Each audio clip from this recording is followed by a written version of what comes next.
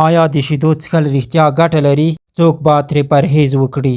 موږ تاسې ټولو د شیدو په اړه ډېر اورېدلي او ډېر کله یې په تلویزیونونو او همدارنګه لویو لارو ستر اعلانونه وینو چې د هر چا لپاره ګټور بلل کیږي او خلک هڅول کیږي چې د روغتیا لپاره د شیدو څښاک ته پام وکړي. د ملګرو ملتونو د خوړو او کرنې اړوند ادارې د معلوماتو له مخې په نړۍ کې تر ټولو ډېرې شیدې هند کې تولیدېږي. پاکستان په دغه نوملړ کې څلورم دی او افغانستان هم چې د کرنیز او زراعتي هیواد په نوم مشهور دی، ډیری خلک یې د شیدو او څارویو نورو محصولاتو ته ښه لاسرسی لري.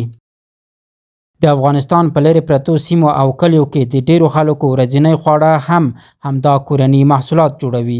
په افغانستان او ګاونډیو هیوادونو کې عام باور دا دی چې د غوا یا وزو شیدې د انسان لپاره اړینې او روغتیا ته یې ګټورې دي. ډیر خلک خو ان د شپې له څملاستلو مخکې د یو ګیلاس شیدو څښلو عادت لري.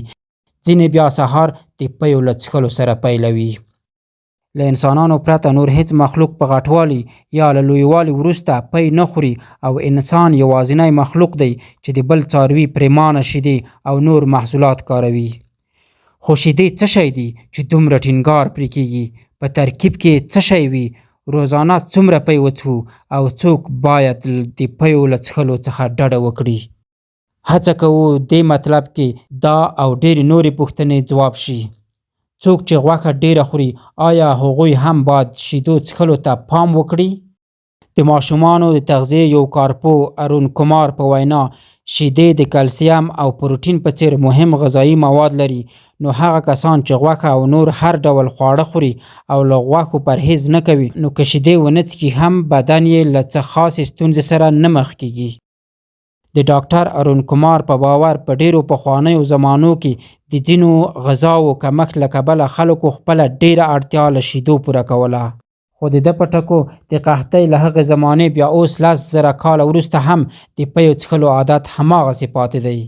دی وایي اوس ډیرو خلکو ته د اړتیا وړ ډیر خوراک رسیږي او په وینا یې که سنجش وشي د شیدو څښلو اړتیا ډیره نشته. د تغذیې دغه کارپوه په دې باور لري هغه خلک چې یوازې سبزي خوري ښه ده چې شیدې هم وکاروي. نو اوس پوښتنه دا ده چې آیا شیدې د ټولو لپاره ښې دي او که نه؟ د دې پوښتنې ځواب نه دی او دلیل یې دا دی چې شیدې خپل ترکیب کې لیکټوز لري او د دې د هضمولو لپاره زموږ په کولمو کې د لیکټیز په نوم انزایمونو اړتیا ده. خو که زموږ بدن کې په کافي اندازه دا انزایمونه نه وي نو رنګارنګ ستونزې پیدا کیدای شي. د شیدو په غذایی ترکیب کې شامل مواد د ډاکټرانو په وینا په عام ډول د غواګانو او میخو پی ډېرې کاریږي. د معلوماتو پر بنسټ د غواګانو په هرو 100 ګرامو شیدو کې 80 کالوري وي او د میخو هم دومره پی بیا 112 کالوري انرژي لري. له همدې کبله د میخو پیو له ډیرو څښلو وزن ډیریږي او د غوا شیدې بیا غذایی مواد ډیر لري.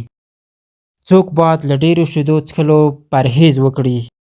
د غذایی برخې متخصص ډاکټر ارون کمار وایي د لیکټس په نوم انزایمونه چې د شیدو په هضم کې مرسته کوي په طبیعي ډول د هغو وړو ماشومانو په بدن کې وي چې عمر یې د شیدو څښلو وي. د هغه په ټکو دې ته په کتو په قدرتي او طبیعي بڼه شیدې د لویانو لپاره نه وي. د ډاکټر ارون په وینا پی د هاضمې په سیستم مستقیمه یا نیغ په نیغه اړیکه لري. ځینې خلک هره ورځ 1 لیټر شیدې څښي، خو د لیکټوز الرجۍ والا ځینې نور خلک که 1 یا نیم ګیلاس پی څښي بیا نو د خېټې له ګیسه، بدهضمۍ او د خېټې له ځینو نورو ستونزو سره مخ کیږي. دی وایي داسې خلک دې د شیدو له څښلو پرهیز وکړي. څېړنو ثابته کړې چې د غوا شیدې د ماشومانو د وزن ډیرولو سبب کیدای شي، خو دا په دې معنا نه ده چې د ماشومانو یوازینی خوراک د شیدې شي او بس، ځکه د ډاکټرانو په باور په شیدو کې اوسپنه کمه وي، ځکه نو نور خواړه دې هم ورسره وخوړل شي او یوازې په شیدو دې بسنه نه کوي. ځینې خلک د 4 میاشتو ماشومانو ته هم د غوا شیدې ورکوي چې ستونزې ولاړوي او بدهضمي رامنځته کولی شي. په دې عمر کې د غوا شیدې په بدن کې د اړتیا وړ اوبو کمیدو سبب هم کیدای شي. ډاکټران سپارښتنه کوي چې د غوا شیدې دې له 2 کلنۍ وروسته د خوراک برخه شي. د ورځې څومره پی څښلی شو؟ د کرکټ د نړۍ یو مشهوره او د هند نامتو لوبغاړی مهندر سنګ دوني 2 کاله پخوا ویلي وو چې تر ټولو د خوښې وړ څښاک یې شیدې دي. له دې وروسته په ټولنیزو رسنیو کې ډیرو خلکو بحثونه وکړل او ګویا دی ځکه غښتلی او ښه هلیکاپټري شپږیزې وهي چې د ورځې 4 لیټره د غوا شیدې څښي. د دې ګنګوسو په غبرګون کې ښاغلی ډوني په یوه بله مرکه کې وویل چې دی 4 لیټره نه بلکې د ورځې 1 لیټر د غوا شیدې ښه په مینه څښي. خو د غذایي برخې کارپوهان وایي هغه خلک چې ورزش کوي ښه که نه هر څوک هم د ډوني غوندې د ورځې 1 لیټر پی نشي څښلی ځکه دا د عامو خلکو لپاره مناسب نه دی. وړاندیز دا دی چې د عامو خلکو لپاره د ورځې 400 ملي لیټره شیدې یا 400 ګرامه مستې کفایت کوي. د دې ترڅنګ سپارښتنه دا ده چې که څوک د شیدو له کبله د هاضمې له خرابۍ شکایت لري نو دوی 400 ملي لیټره پروټین اخیستلی شي. له شیدو سره بوره. ډاکټر ساروان کومار وایي په ورځني ډول د 400 ملي لیټرو شیدو څښل خوندي کار دی، په تیره هم چې 200 ملي لیټره د سهار او 200 نور د شپې وڅښل شي. خو له شیدو سره د بورې له ګډولو باید پرهیز وشي. ډاکټر کومار وایي پی وار له مخه کافي اندازه کالوریزه انرژي لري او د خوږو پیو څښل زیانمن دي. دی وایي چې که د چا بدن السر، د معدې یا کولمو زخم لري یا لیکټوز سره مو حساسیت وي نو د پیو له څښلو دې ډډه وکړي.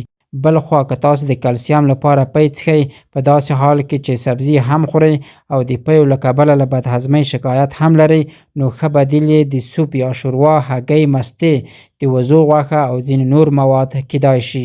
که دا ویډیو مو خوښه شوې وي نو هیله کوم درسره لایک یې کړئ او د موږ د نورو ګټورو معلوماتو لپاره زما چینل درسره سبسکرایب کړئ. د الله په امان.